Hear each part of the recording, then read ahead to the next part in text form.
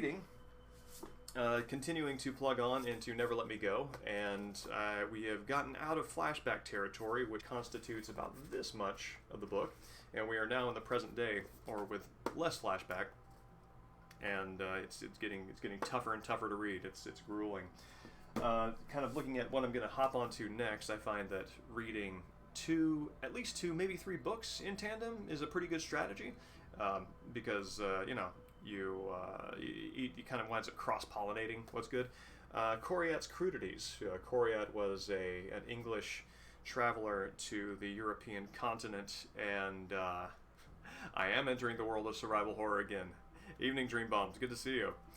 He was an English traveler to the European continent and is most notable to history for introducing to England the fork. And this is just general good fun reading overall, and that'll be a nice brisk change of pace from Never Let Me Go, which is very heart wrenching. And change of pace even works kind of as a little bit of a pun because it was a walking tour that he took, so pacing, etc. And it is blisteringly hot here. One of the reasons why I'm doing this stream tonight, after a lot of thought about it, I want to keep up our cadence of making it through the Village of Shadows difficulty, but it is killingly hot here. It is going to be in the late 90s, it's not a decade, it's a temperature. In the upper 90s is how we call it, tomorrow, and also then up into like 109 degrees on Monday. So it's just ridiculous, and I'm not going to subject my kid to that. It's impossible to air condition this place, so we're getting a hotel where I will not have any of my streaming equipment. And so I'm doing this tonight, and in the interest of finding some measure of escape, I've decided to look back at Mountain Home again. At first, I was looking for for some sort of sympathy or identification. Wow, I wonder if there's a Chinese mountain hermit that was just really impressed with how blistering hot it was, and I couldn't find that. All they're writing about is these cool mountain pools, and I was like, okay, you know what? My goals are now changed. I'm going to adjust my expectations from identification to escapism, and that leads me to this.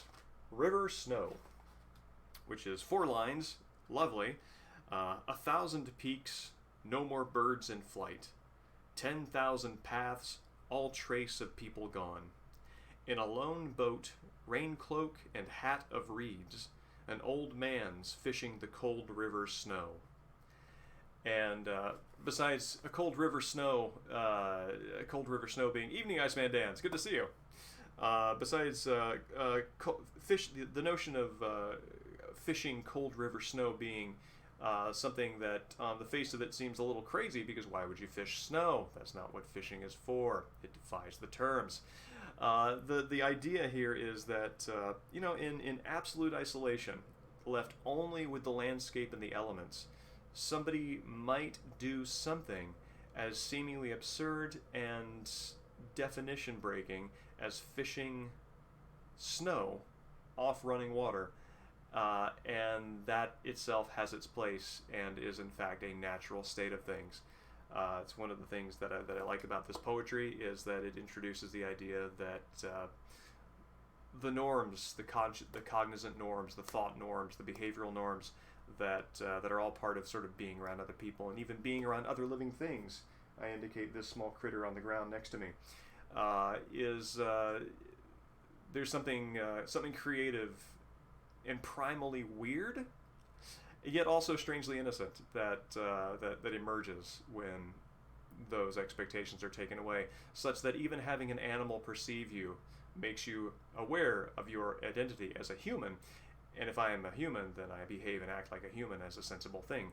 With animals gone, with people gone, I am no longer human. I'm an old man in a hat of reeds, in a rain cloak, fishing snow on running water. And that's beautiful. And I'm really going to be thinking about that a lot as I sweat through the next 4 days. And yes, this is it is brutally hot. I am on the 3rd floor of a condo complex, and so of course all the heat is rising up. There are skylights which bring light down and also heat down, unfortunately. So basically you can't air condition this place enough.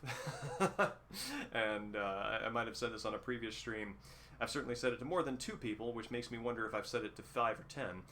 But I want to take every residential architect who designed and executed buildings in the Pacific Northwest in the 70s, 80s, and 90s. I want to take them and I want to put them in a house in Atlanta, Georgia, of that same time period with no air conditioning for a week, and tell me after that, what have you learned? The answer, yes, is always build a house with internal air conditioning, because the days of breezy, temperate norms for the summer are past. Global warming is here! And these changes are definitely emphasizing the warming. So, with that in mind, we're going to jump into another escapist fantasy, which is a land of snow run through by a man appropriately named Ethan Winters. So, let me hop right over.